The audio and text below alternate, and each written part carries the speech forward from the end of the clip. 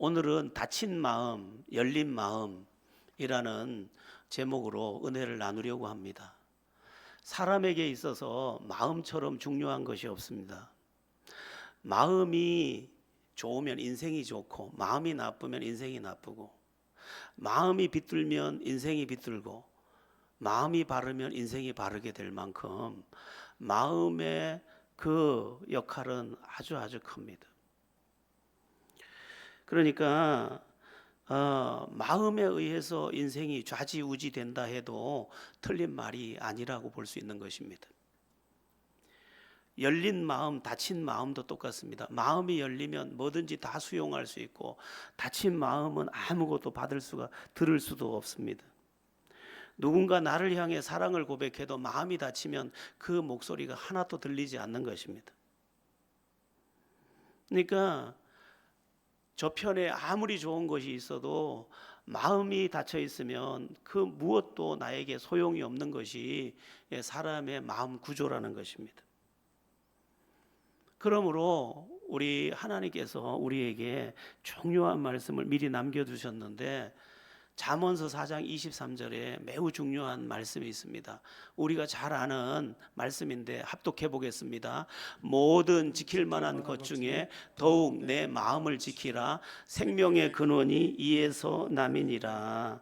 아멘. 여러분, 우리가 지켜야 할 게 얼마나 많은지 모릅니다.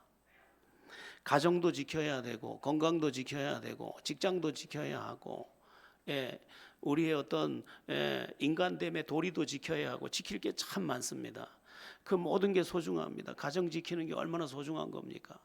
내 일터를 지키는 게 얼마나 소중한 겁니까? 그런데 그 모든 것을 지킬 만한 것보다 더욱 네 마음 지키라.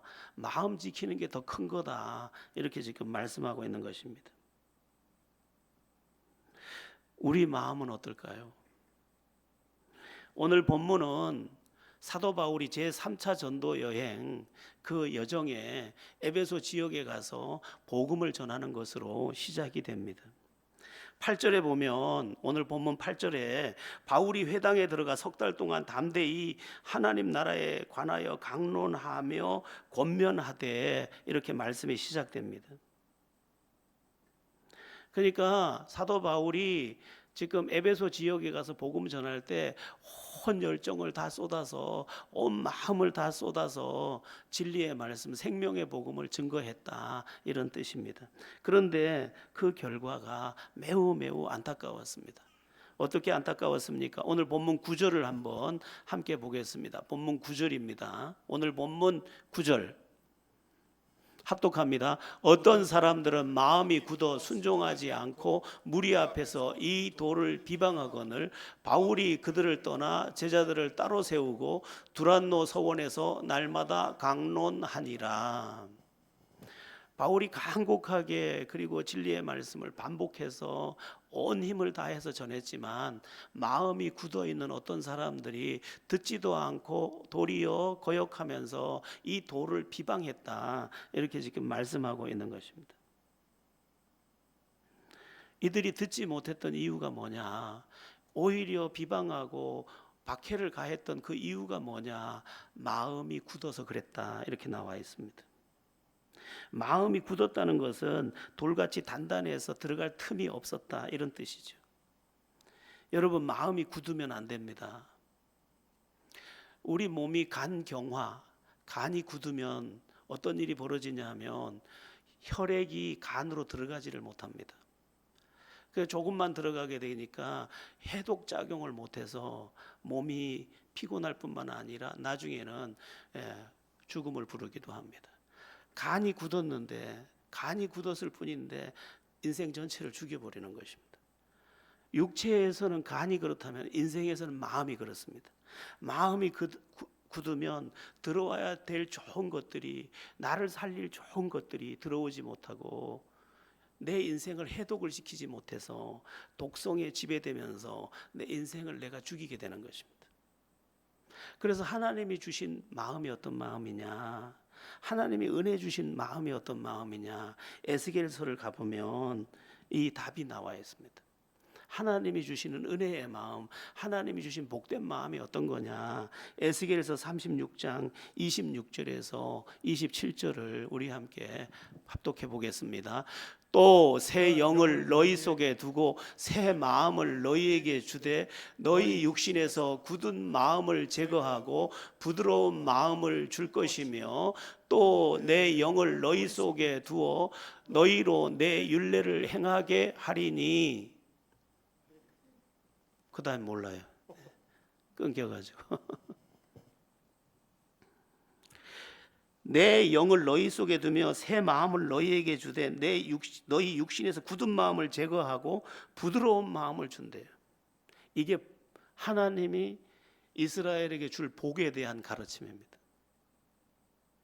이 말씀대로 성령이 가서 그 사람의 마음을 보드랍게 하면 그는 살아난다는 거예요.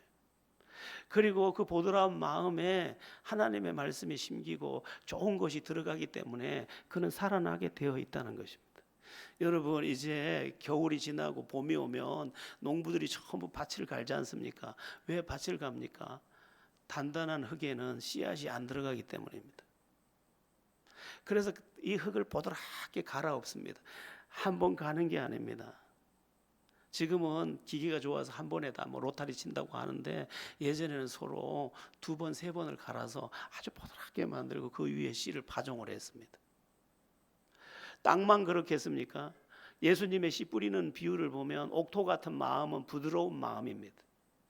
그래서 열린 마음이라서 그 열린 마음에 생명의 말씀이 들어가니까 30배, 60배, 100배의 결실을 거두느니라 이렇게 말씀하는 것입니다. 우리가 가끔 누군가와 다투고 화가 나 있을 때 누가 와서 하는 말이 있습니다. 좋은 말이. 마음 풀어, 마음 풀어. 여러분, 마음이 풀리면 모든 게 풀립니다. 그런데 마음이 굳어 있고 마음이 닫혀 있다. 아무런 소리도 안 들립니다. 그렇게 보면 어떤 상황의 문제가 아니라 마음의 문제가 더 크다는 것을 잘 알 수 있습니다. 사도 바울이 어떤 사람입니까? 하나님을, 부활하신 주님을 직접 경험한 사람입니다. 능력과 권능의 종입니다. 그런데 그 말이 하나도 들리지 않았던 것은 그들의 마음이 굳어서 닫혀 있었기 때문에 그 말씀이 전혀 이들에게 도착하지 못하니까 오히려 비방하고 이를 정죄했던 것입니다. 그러면 이 사도 바울은 에베소 회당의 사람들이 마음에 굳어짐으로 복음을 받아들이지 않고 오히려 비방할 때 어떻게 합니까? 8절에 그 대답이 나오는데 8절에 보면 바울은 자신과 복음을 비방하는 그들을 떠나 제자들을 따로 세우고 두란노 서원으로 가서 거기서 강론했다 이렇게 말씀합니다. 그러니까 유대인의 회당에 들어가서 복음 전하던 것을 이제 비방을 받고 그들이 귀를 막고 마음을 막으니까 이제 장소를 옮겨서 두란노 서원이라는 곳에 가서 날마다 복음을 전했다 이렇게 말씀하고 있는 것입니다. 여기 두란노 서원, 이 서원, 두란노 서원이라는 곳은 오늘날로 말하면 학교입니다. 학교, 개인의 학교입니다. 개인의 학교인데 두란노 사람이 세운 학교일 것으로 보고 있습니다. 두란노라는 사람이 학생을 모집해서 가르쳤던 그 서원, 그것으로 보고 있습니다. 근데 그곳이 장소가 굉장히 넓었던지 그곳에서 지금 이제 다시 복음을 전하게 된 것입니다. 중요한 사실은 10절인데 오늘 본문 10절을 한번 읽어보겠습니다. 2해 동안 이같이 하니 아시아에 사는 자는 유대인이나 헬라인이나 다 주의 말씀을 듣더라. 이 중요합니다. 유대인의 회당에 들어갔을 때는 마음이 굳어서 못 듣던 사람들로 가득했는데 이 두란노 서원에서 말씀을 전할 때 이들의 마음은 열려 있어서 듣더라, 들리더라, 그들에게 들려졌더라 이렇게 지금 말씀하고 있는 것입니다. 여기에서 한 가지 놓치지 말아야 될 것이 있는데 그게 뭐냐면 유대인의 회당에 앉아있던 사람들이 누릴 수 있는 복이 지금 그들의 마음이 닫힘으로 마음이 열린 사람에게로 옮겨갔다는 것입니다. 여러분, 내가 누릴 수 있는 복이 여기도 많이 있습니다. 그런데 내가 마음이 다치면 내가 누릴 복이 나에게로 흐르지 못하고 다른 곳으로 흐르게 되어 있습니다. 우리 강원도나 저쪽에 경북 쪽에 가면 큰 산들이 많고 그 산을 휘감은 강들을 볼 때가 있습니다. 왜 강들이 바르게 흐르지 못하고 굽이쳐 흐르는 것입니까? 그 산으로 그 강의 흐름을, 거대한 물줄기를 막고 있었기 때문에 열린 곳을 향해서 계속 흘렀던 것입니다. 여러분, 강이 아무리 세차게 흘러도 막으면 들어올 수가 없는 것처럼 하나님의 은혜가 여기에 쏟아져도 다친 마음은 하나의 은혜의 물을 경험할 수가 없습니다. 열린 마음에만 생수의 강이 흘러 들어가는 것입니다. 그래서 우리가 찬양을 하고 예배하는 이유 중에 하나도 우리가 찬양하지만 그러면서 우리의 마음이 열리고 마음이 바꿔라지고 그러면서 열린 마음 안에 하나님의 말씀이 들려올 때 우리가 그 은혜의 강에 들어갈 수 있기 때문입니다.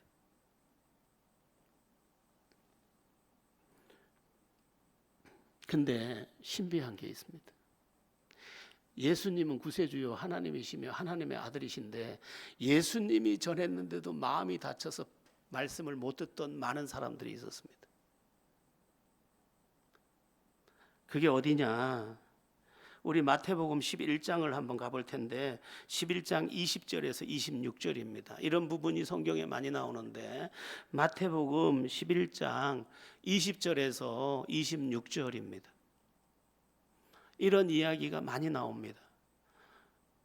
우리 한번 읽어보겠습니다. 예수께서 권능을 가장 많이 행하신 고을들이 회개하지 아니하므로 그때에 책망하시되 화 있을진저 고라시나 화 있을진저 벳세다야 너희에게 행한 모든 권능을 두로와 시돈에서 행하였더라면 그들이 벌써 베옷을 입고 제에 앉아 회개하였으리라. 내가 너희에게 이르노니 심판날에 두로와 시돈이 너희보다 견디기 쉬우리라. 가버나움아 내가 하늘에까지 높아지겠느냐 음부에까지 낮아지리라. 내게 행한 모든 권능을 소돔에서 행하였더라면 그 성이 오늘까지 있었으리라. 내가 너희에게 이르노니 심판날에 소돔 땅이 너보다 견디기 쉬우리라 하시니라. 그때 예수께서 대답하여 이르시되 천지의 주제이신 아버지여 이것을 지혜롭고 슬기 있는 자들에게는 숨기시고 어린 아이들에게는 나타내심을 감사하나이다. 자기가 똑똑하다고 생각해 지혜롭고 슬기 있는 자들에게 숨기시고 자기에게 갇혀있는 사람, 자기 생각에 갇혀있는 사람, 그리고 마음이 열리지 않은 사람에게는 주님이 직접 말씀하신 기적조차도 말씀조차도 한 방울도 들어가지 않아서 그들에게 은혜가 미치지 않았지만 아이들, 순수한 아이들, 열린 마음의 그들에게는 이 복음이 도착했습니다. 이렇게 된 것이 아버지의 뜻입니다 하고 지금 주님이 말씀하고 계신 겁니다. 주님이 직접 가르쳤는데도 못 듣는 거예요. 왜? 마음이 다쳐서. 우리 마음이 이 정도입니다. 그러니까 말씀의 능력이 문제도 아니고 메신저의 문제도 아니고 마음이 하나도 못 듣더라는 거예요. 하나도. 판단하는 마음도 굳은 마음입니다. 판단하는 마음. 저게 뭘 하겠어? 판단하는 마음. 이것도 예수님에게서 나타났습니다. 우리 마태복음 13장 53절에서 58절을 한번 보겠습니다. 53절에서 58절 합독합니다. 예수께서 이 모든 비유를 마치신 후에 그곳을 떠나서 고향으로 돌아가사 그들의 회당에서 가르치시니 그들이 놀라 이르되 이 사람이 이 지혜와 이런 능력이 어디서 났느냐? 이는 그 목수의 아들이 아니냐? 그 어머니는 마리아, 그 형제들은 야고보, 요셉, 시몬, 유다라 하지 않느냐? 그 누이들은 다 우리와 함께 있지 아니하냐? 그런즉 이 사람의 이 모든 것이 어디서 났느냐 하고 예수를 배척한지라. 예수께서 그들에게 말씀하시되 선지자가 자기 고향과 자기 집 외에서는 존경을 받지 않음이 없느니라 하시고 그들이 믿지 않음으로 말미암아 거기서 많은 능력을 행하지 아니하시니라. 예수님께서 고향으로 가셨습니다. 나사렛으로 가신 겁니다. 나사렛은 가난한 곳이고 불쌍한 사람들이 많은 곳이니까 그들에게 내가 구세주라는 것, 하나님이 어떻게 나를 통해 구원하실지에 대해서 말을 선포할 때 그들이 저 요셉 목수의 아들 아니야? 저가 뭘 하겠어? 그 동생, 예수님의 육신의 동생 4명이 나옵니다. 야고보, 유다, 요셉, 시몬. 그 형제들까지 다 알고 있는데 저기 지가 무슨 구세주라고 딱 판단하자 능력이, 예수님의 능력이 그곳에서 나타나지 않았다는 거예요.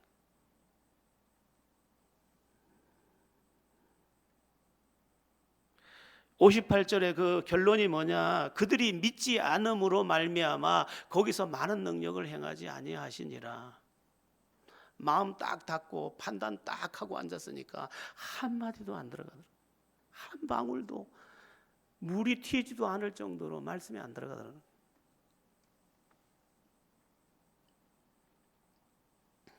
혹시 우리의 마음은 이렇지 않을까요? 예수를 너무 오래 믿어가지고 내 판단에 다 걸려 있고 상처받은 마음에 다 걸려 있고 그래서 말씀의 강이 막 흘러도 내가 가로막은 높은 산 때문에 나에겐 하나도 미치지 못하는 그런 우리는 아닐까.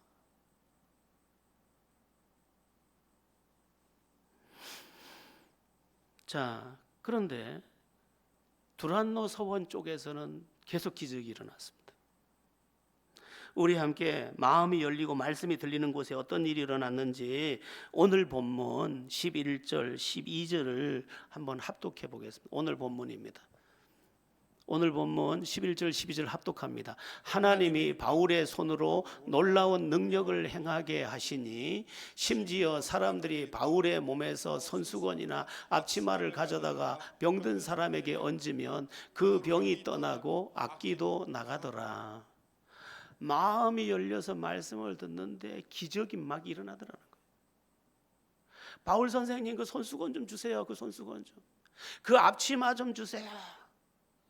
줄 수가 없으니까 막 벗겨다가 얹으니까 병이 났더니 신비한 일이죠. 있을 수 없는 일이에요. 마음이 열렸더니 말씀이 들리고 말씀이 들리더니 기적이 같이 왔더라는 거예요. 여러분, 기독교에는, 기독교 신앙에는 기적이 있습니다. 기적은 지금도 일어나고 있습니다. 오늘 아침에 우리 다인이가 배가 아프다 그래서 제가 기도하는데 하나님이 제 마음을 탁 만져주셨습니다. 기도에 참여했던 사람은 제 기도가 조금 달랐던 것을 알았을 겁니다. 그런데 다인이가 다른 애입니다.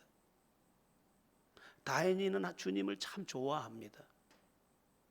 다인이는 교회를 참 좋아합니다. 다인은 예배를 참 좋아합니다. 근데 제가 손을 딱 얹었는데 마음이 뜨거워졌습니다. 열려 있는 곳에는 들어가는 게 다른 겁니다. 그래서 제가 확신을 했습니다. 괜찮겠구나. 여러분, 우리 마음부터 열어야 합니다. 의심이나 정죄나 판단이 먼저 아이고 요셉의 아들 예수 아니야? 목수의 아들이네. 그 형제들도 다 알고 그 누이들도 다 아는데 저 엄마 마리아 아니야? 뭘 하겠어? 했더니 세상에 창조 주시고 구세 주시고 우리의 주인 되신 그분이 아무것도 못했습니다. 우리는 이 부분을 잘 봐야 합니다. 여러분, 예배하러 나와서 우리 마음을 낮추고 한편 마음을 열고 주여 나에게 말씀하소서, 나를 가르치소서, 내게 은혜 주소서. 그러면 낮은 곳으로 임하는 물줄기처럼 나의 낮은 마음 위에 주의 말씀이 임하게 될 것이고 주의 기적이 임하게 될 것이고 나는 그로 인하여 회복의 자리에 서게 될 것입니다.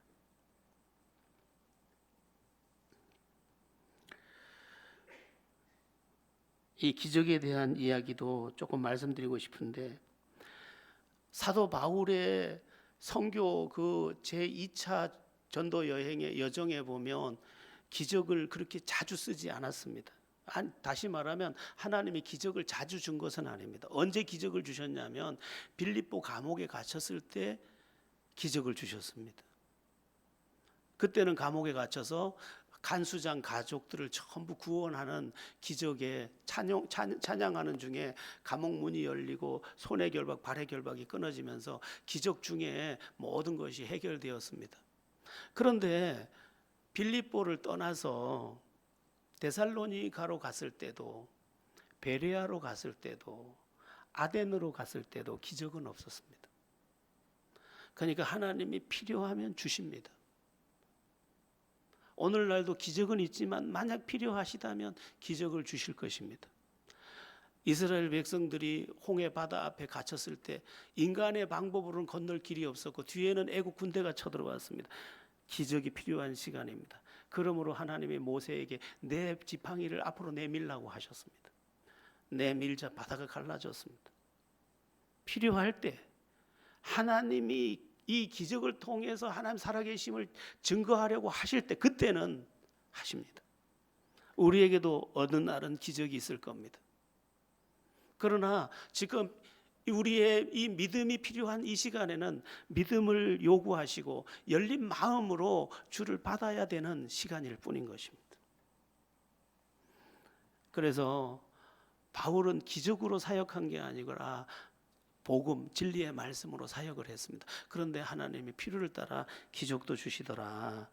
잊으면 안 되겠습니다.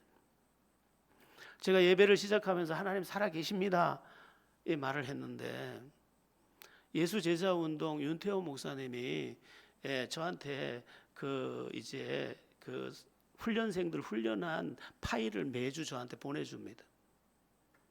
그래서 제가 파일을 이렇게 훈련하는 그 파일을 이렇게 매일 이렇게 보게 되는데 그 파일에서 이런 이야기를 하는 내용이 담겨 있어서 제가 도전이 좀 됐습니다. 20대 청년이었던 그는 사람들을 보면서 교회 다니는 사람들을 보면서 저 사람들이 교회는 다니지만 하나님 살아계심을 삶으로 인정하지는 않는구나 하는 것을 늘 볼 수 있었답니다. 열심히 기도하는데 하나님 살아계심은 안 믿는 것처럼 살더라는 거예요. 그래서 자기는 생각했대. 하나님의 살아계심을 내가 한번 보여줘야 되겠다. 하나님이 살아계시다는 사실을 증명해야 되겠다. 그래서 20살 청년이 꿈을 꿨답니다. 하나님 살아계심을 보여주자. 하나님은 관념의 하나님이 아니라 우리의 종교적 대상으로 하나님이 아니라 실제로 우리 가운데 살아서 역사하시는 하나님인 것을 보여주자. 그래서 시작했는데 세월이 이만큼 흘렀고 해외의 여러 지부까지 다 해서 하나님 살아계심을 모두가 보고 있다는 것이. 우리는 관념적 신앙에서 벗어나야 됩니다. 살아계신 하나님을 실제로 믿어야 합니다. 그러면서 재미난 이야기를 하나 하시더라고요. 잠에서 침대에서 자다가 깨었는데 눈곱을 떼고 이렇게 했는데 옆에 누가 앉아 있어서 누구세요? 그랬더니 나야 임마누엘이야 그러시더래요. 어쩐 일이세요? 그랬더니 내가 임마누엘로 영원히 함께 하겠다고 약속했잖아. 그러더래요. 사무실에 가서 앉았는데 소파에 누가 앉았길래 누구세요? 했더니 내가 임마누엘이야 그러시더래요. 그냥 만든 이야기겠죠. 그런데 자기는 마음이 뜨거웠다는 거예요. 임마누엘 하나님이 나와 함께 하신다는데 맞아. 하나님 함께 하신다는 게 사실이잖아. 관념이 아니잖아. 그러므로 나는 다시 짐을 싸고 도전합니다. 엊그제 유럽 가시면서 저한테 문자를 보내셨더라고요.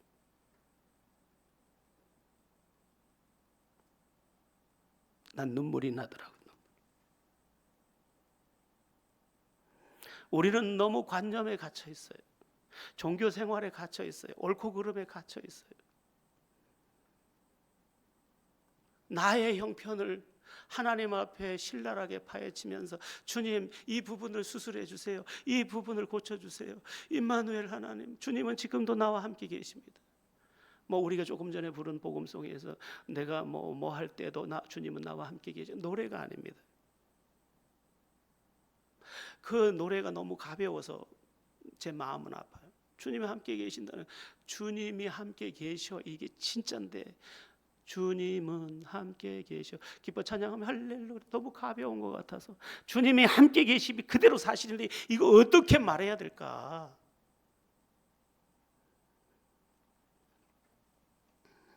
마태복음 1장 23절, 보라 처녀가 잉태하여 아들을 낳을 것이요 그의 이름을 임마누엘이라 하리라 하셨으니, 이를 번역한즉 하나님이 우리와 함께 계시다 함이라.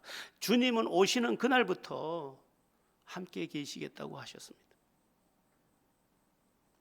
어느 날 정말 여러 가지 상황이 너무 힘들어서 혼자 앉았을 때, 주님 제가 혼자인가요? 아니야. 모두가 네 곁에 없어도 나는 네 곁에 항상 있어. 그러면서 옛날에 너무 좋아했던 시가 생각이 나더라고요. 모래 위에 발자국이라는 시가 떠올랐습니다. 어떤 사람이 자기가 돌아온 길을 이렇게 살펴보니까 자기의 발자국이 보이는데, 저쪽에는 2개의 발자국이 보이는데 어느 곳에는 하나의 발자국밖에 없더라는 거예요. 근데 돌아보니까 그때가 자기 인생에서 가장 힘겨운 때였다는 거예요. 그래서 주님께 물었대요. 내가 가장 힘들 때는 왜 나의 발자국밖에 없습니까? 왜 발자국이 하나밖에 없습니까? 그때 내가 가장 힘들 때 주님은 어디 계셨습니까? 주님이 하신 말씀, 내가 그때 너를 업고 걸었노라. 제가 신앙생활한 지 한 3년째 되던 해에 읽은 시예요. 내가 그때 너를 업고 걸었노라. 등에 업고 걸었대요. 주님 우리 떠나지 않습니다.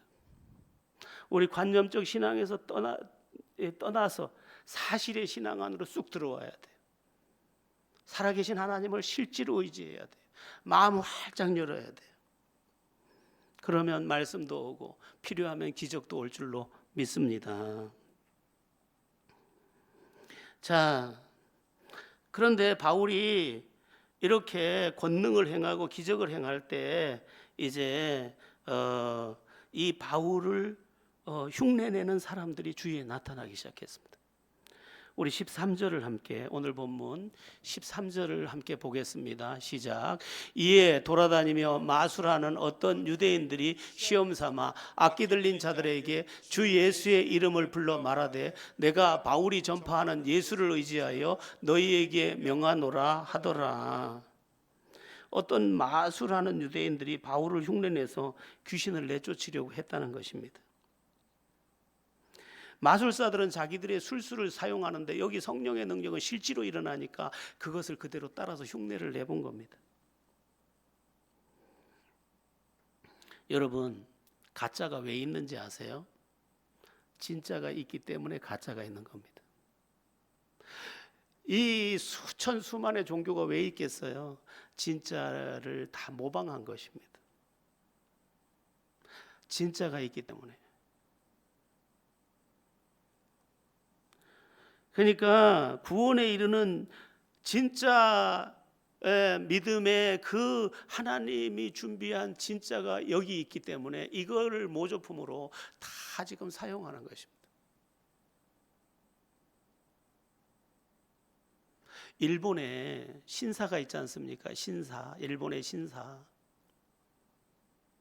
일본의 신사를 뭘 보고 만드는지 아세요? 구약의 성막을 그대로 따라했습니다. 구약의 성막을 그대로 옮겨다가 신사를 만들었어요. 구약의 성전을 옮겨 놓은 거예요. 예, 거기에 나와 있습니다. 논문에 다. 세상이 지금 다 여러 수천 수만의 종교가 있는데 다 모조품들이에요. 그런데 진짜를 알아보지 못하니까 가짜를 다 붙잡는 거예요. 우리 저 대통령도 손바닥에 왕자나 쓰고 세상에 대구시장하고 있는 차기 대선 여권 주자라고 스스로 말하는 홍준표도 SNS에 발표를 했어요. 부모님 묘를 파묘했대요. 묘자리를 옮겨서 대선 출마하려고 좋은 묘자리 봐서 옮겼다는 거예요. 그런데 홍준표까지만 그랬느냐? 다 그랬다는 거예요. 우리나라의 대부분의 사람들이 전부 조상묘 다 팠습니다. 왜? 묘자리 바로 써야 뭐가 나온다고 생각하는 미신 때문에. 그러니 나라가 이렇게 어수선한 거예요. 다 모조품이에요. 사람이 죽으면 귀신 된다. 천만의 말씀이에요. 사람이 죽어서 귀신이 된다면 나를 그토록 목숨 걸고 사랑했던 엄마가 가서 나를 왜 해치겠어요? 그럴 자격도 없고 그럴 수도 없어요. 귀신은 타락한 천사의 졸개들이에요. 종자가 달라요. 그런데 그러면 죽은 조상의 얼굴이 꿈에 나타나는 건 뭐 때문입니까? 이 더러운 마귀가 우리가 가지고 있는 오래된 관습을 이용해서 그 상을 사용하는 것입니다. 유럽 쪽의 사람들은 유령을 봅니다. 마귀가 유령이라는 이미지를 가지고 있는 그들에게 유령의 형상으로 그들을 억압하는 것입니다. 다 가짜예요. 예수 이름 외에 없어요. 천하 인간의 구원 얻을 다른 이름을 주신 적이 없대요.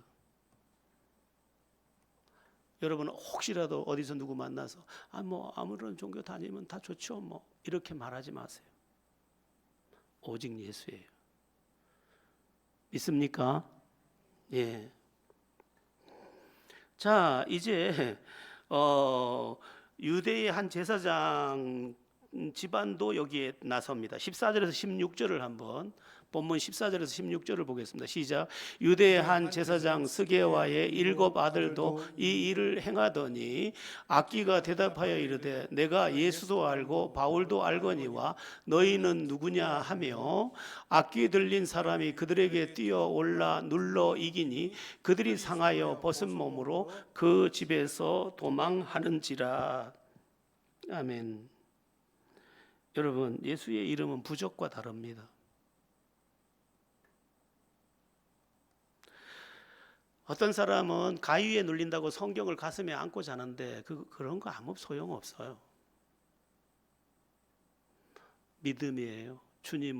주님께서 십자가에서 내 죄 다 가져가셨고 부활의 주님은 나의 부활의 첫 열매가 되셨고 예수의 십자가 승리가 나의 승리가 되었고 이 믿음이에요. 믿음. 세상을 이기는 승리는 이것이니 우리 믿음이라고 성경이 말씀한 그대로입니다. 어떤 사람이 성경을 안고 자다가 잠결에 소중한 이 성경을 안고 자다가 우리나라 사람 베개 없으면 못 자잖아요.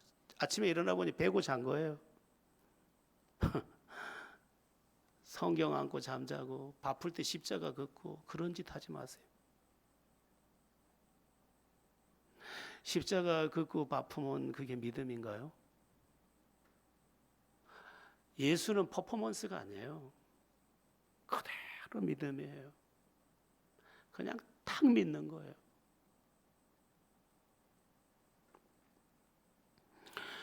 우리 저쪽에 이제 어디라고 해야 되냐, 무슨 산맥이죠? 중국에서 제일 높은 그 산맥 저쪽 남쪽 산맥 티벳 이쪽에 가면 왜 법문을 새겨놓고 그 법문을 이렇게 탁탁 돌리면 성경 그들 경전 한번 읽은 걸로 치잖아요. 읽은 게 아니고 툭 치고 가면 경전 한번 읽은 걸로 쳐요. 얼마나 웃겨요. 그게 미신이에요. 여러분 성경을 펴고 진짜 읽으세요.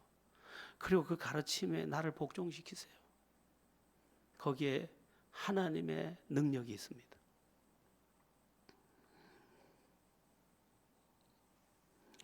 여기 스게와와 7 아들이 자기들도 따라하다가 오히려 도망가는.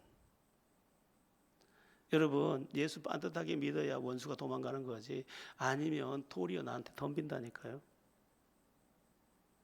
진짜 믿음의 사람 되기를 예수의 이름으로 바랍니다. 그리고 여기 15절에 보면 악기도 알고 악기가 예수님도 알고 바울도 안돼요. 진짜는 알아봅니다. 마귀도 알아봅니다. 우린 진짜가 돼야 합니다. 자, 이제 17절에서 19절을 한번 보겠습니다.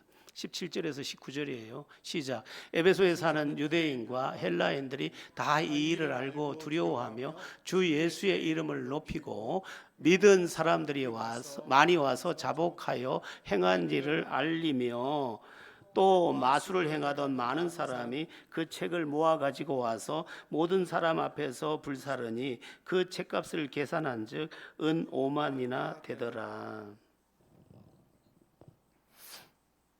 이제 말씀이 들린 사람들이 기적을 보면서 이제 진정한 믿음 안에 들어가니까 자기들이 예전에 의지하던 그 책들을 가지고 와서 다 불살랐대요. 근데 그 책 값을 계산한 즉 은 5만이래요. 은 5만을 제가 주석책에서 찾아보니까 이게 현재 금액으로 50억이에요. 현재 금액으로. 그러니까 이 책이 비싼 책들이에요. 그 당시에는 양피지나 파피루스밖에 쓸 수 없었는데 파피루스도 아마 제대로 나왔을지 모르겠어요. 어마어마하게 비싼 거예요. 근데 이게 가짜라는 걸 알고 옛 자기의 의지처를 다 태워버린 거예요. 여러분, 우리의 문제가 뭔지 아세요? 과거를 불사르지 않은 거예요. 내 옛날 의지처를 불사르지 않은 거예요. 여전히 그 방식으로 살면서 우리의 삶에 주님의 능력이 나타나지 않는 거예요. 진짜 믿음은요, 제가 지금 준비하고 있는 송구영신 예배가 너희도 거룩할지니라는 제목으로 준비하고 있는데 거기에 이 얘기가 많이 나올 거라서 조금만 이야기하는데, 옛사람 안 태우면 그는 믿음 안에 있으면서도 그때의 그 눈물을 못 벗어나요. 그때의 그 불행을 못 벗어나요. 옛사람을 태워야 돼요. 이게 과제예요. 근데 이 사람들은 지금 제대로 믿고 있는 거예요. 말씀이 들렸잖아요. 기적도 봤잖아요. 그러니까 자기들이 의지하던 것들, 아니 이렇게 비싼 책들이니까 중고로 팔아도 반값은 받을 텐데 그렇게 안 했어요. 이익을 생각한 게 아니에요. 이건 아니라고 생각한 그것을 소멸시켜 버렸어요. 어떻게 이런 일이 일어났느냐 한 줄로 요약을 해놨어요. 그게 20절이에요. 오늘 본문 20절 준비됐나요? 한번 볼게요. 이와 같이 주의 말씀이 힘이 있어 흥왕하여 세력을 얻으니라. 이제 열린 마음에 그 사람들 안에 말씀이 들어가서 힘이 되고 그것이 흥왕하더니 세력을 얻어서 그냥 과거까지 다 태워버리더라는 거야. 이게 진짜인 거죠. 예전에 뭐 부흥해야 한다 뭐 이럴 때 그때 제일 중요한 게 이거예요. 이게. 그냥 회개하고 말씀이 열리더니 그냥 하늘이 같이 열려버리는 거죠. 저는 오늘 설교 제목을 닫힌 마음, 열린 마음이라고 했어요. 여러분 마음은 열려 있나요? 열려 있어야 돼요. 제가 신학교에서 강의를 주간, 야간을 다 합니다. 주간에도 하고 야간도 해요. 근데 너무너무 신비한 게 있어요. 야간 학생들이 훨씬 더 잘 들어요. 왜 그럴까요? 이게 간절해요.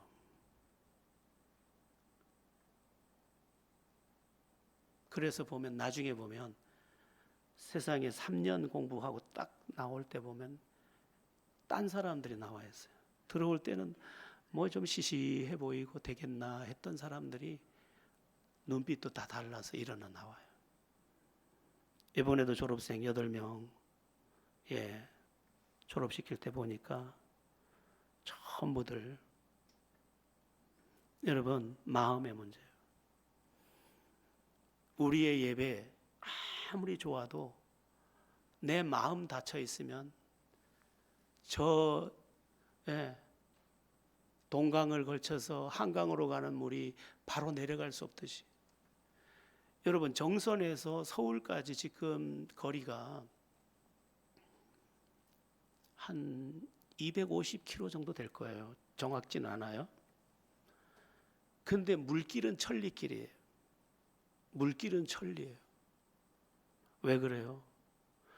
막혀서 돌아가느라고. 물길은 천리요. 여러분 우리가 주의 말씀을 얼마나 회방한지 몰라요. 내가 아는 거, 내가 경험한 신앙생활의 그 떼국물들이 다 회방하는 거예요. 마음이 열리고 마음이 깨지고 마음이 낮아지고 마음이 보드라워져서 말씀이 들리기 시작해야 돼요. 제가 아무리 기가 막힌 것을 준비해도 마음 다치면 예수님 말씀조차도 안 들리는데 어떤 방법인들 있겠습니까? 다시 마음을 열고 주님 앞에 성령님 내 마음 깨주세요. 열어주세요. 그렇게 간구하며 말씀을 듣는 중에 그 말씀이 흥황하여 세력을 얻고 내 삶의 새로운 계절을 이루어내는 큰 은혜가 여러분에게 있기를 예수의 이름으로 축원합니다.